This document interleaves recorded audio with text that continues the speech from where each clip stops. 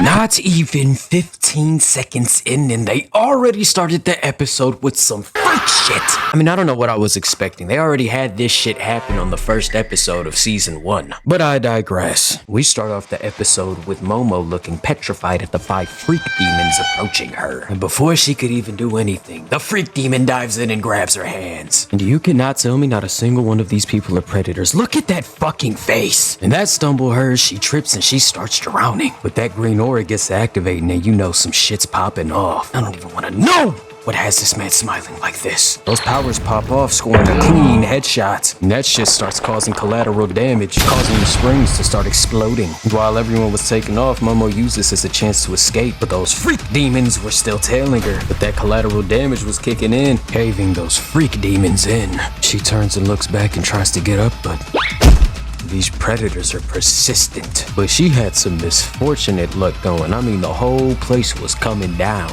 And this scene started pissing me off, cause why are you getting so fucking close? With the smile on his face too? Look at that EDP watch grin he's giving off. Thankfully, the collateral damage I was talking about earlier was coming in clutch. That whole structure was coming down on that predator and it slams him on the floor. And you'd usually expect somebody to take off from scenes like this so that they assure their safety, right? Nah. Instead, we gander at the beautiful landscape like we didn't just get chased down by 5 different PDF files. Yeah, I know. Pretty stupid. But anyways, turns out Turbo Granny was on the sidelines watching her almost get violated. Momo starts changing her clothes. The PDF files get caught by some officers and scram in some extra thin, tidy whiteys too. Cheeks all out and everything. Egregious work.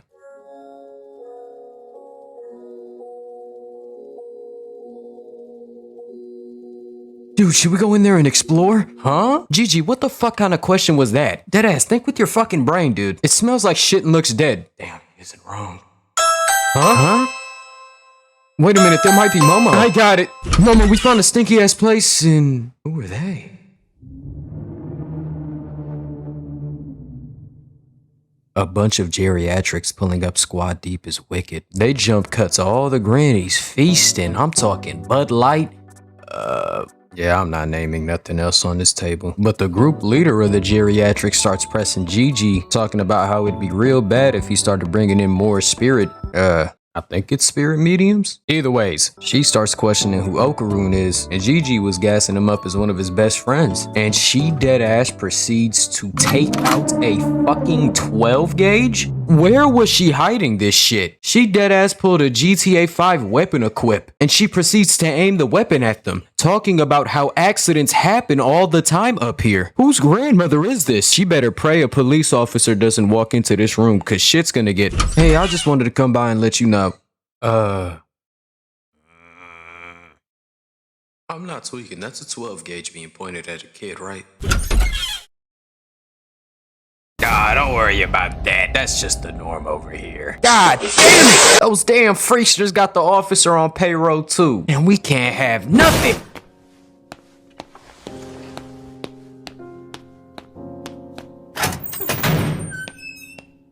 Apologies for that. Let's move on. Those gormless mingers try chopping it up with Gigi. I forgot to mention Gigi kinda gotta take all their shit and act like a bitch towards them because they're giving him free rent. And he starts hard pressing Okarun about whether or not he actually is Gigi's best friend. To which they started building this scene up like it was about to turn down treacherous, except it wasn't. You say you're Gigi's friend, so you should know that question off the rip, right? That is, unless you're lying like shit. And I really hate liars. What the fuck is wrong with him? Okarun, I think we're fucked. Come on, jackass, I don't have all day. What's his favorite fucking team? Saint Germain, sir. That's right, though, that's my team, that's my team, that's my team. Why is he breathing on me so heavy? Oh? Yeah, that's his team. Guess I ain't got shit to worry about. I thought he was capping. Oh, look. Oh, yeah.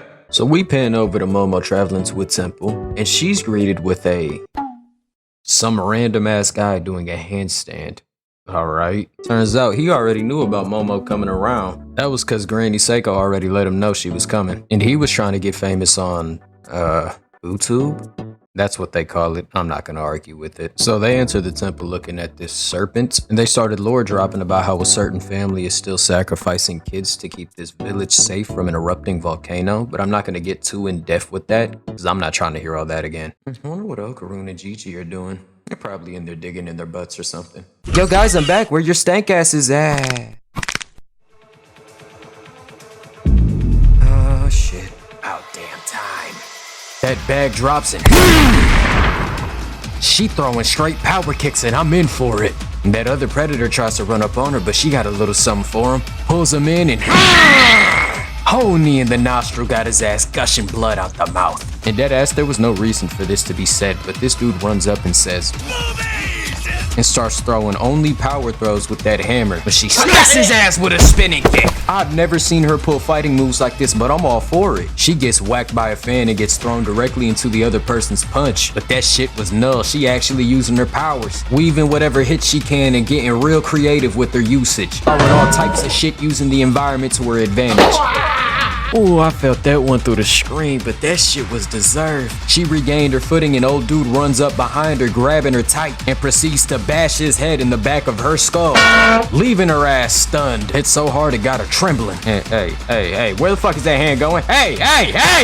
Dog, what the fuck is up with these overly freaked ass scenes, man? He had her in a chokehold, but Turbo Granny came in with the clutch, scaring his shit, making him stumble, losing his balance and smacking the back of his head, leaving his ass crawled up like a baby. But it ain't over. That double-barrel bandit tries jumping in, getting some free licks. She breaks her guard and pushes her into a TV, and she starts getting stanced up. She starts getting up from that guard break, and Granny starts coming in hard pressing. Momo gets out the way and starts sprinting, but Granny starts coming in with some irregular shit, jumping back in, throwing all types of kicks and shit. Momo blocks that, but drags a couch her way in. Yeah, that shit was redundant. But Granny comes in wanting more. But Momo's weave game was on point, and she just starts throwing shit at Granny. But she gets to straight face parrying everything. Even that whack ass predator caught a parry too. She comes in with a combo talking about some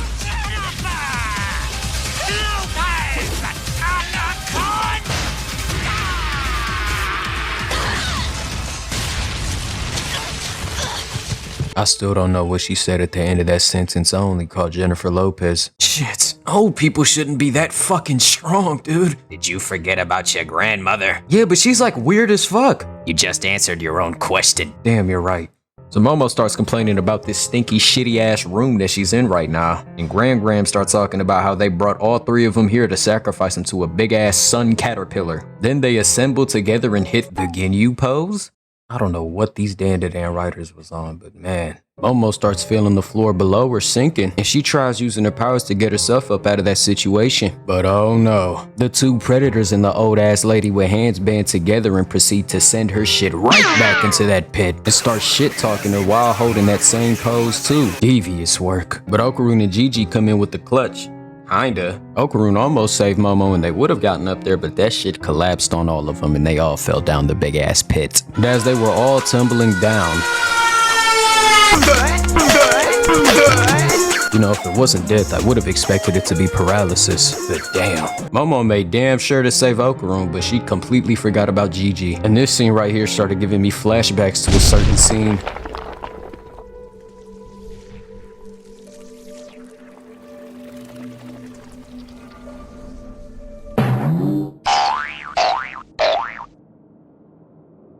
The fuck did I just land on? What the fuck?